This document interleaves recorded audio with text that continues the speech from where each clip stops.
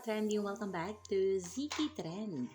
Dahil tapos na nga ang taping ng Don Bell sa hit series nilang How to Spot a Red Flag at malapit na ring mapapanood sa Free TV, ang How to Spot a Red Flag ay punong-puno naman ngayon ng papromo ang ABS-CBN para nga sa ating Donnie at Belle. At ngayong araw nga ay full jam-pack ang schedule ng ating Don Bell dahil mamayang 12 noon ay mapapanood nga sina Donnie at Belle sa Itbulaga. At ngayong 3 PM naman ay live ring mapapanood ang ating Donnie at Belle sa Kapamilya Chat na talaga namang marami nang nag-aabang dito.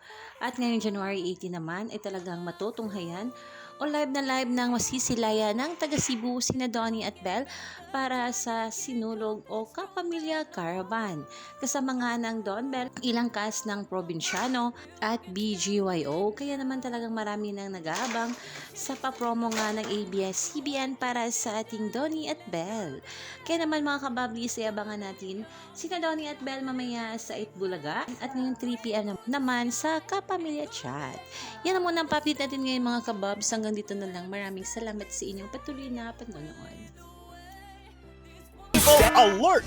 Mamumula sa kilig ang selebrasyon ng Sinulog Kapamilya Caravan. Huwag mo ko lolokohin. Makikisaya ang phenomenal Gen Z Love Team. Abangan ang mainit na pagbisita ni Belle Mariano and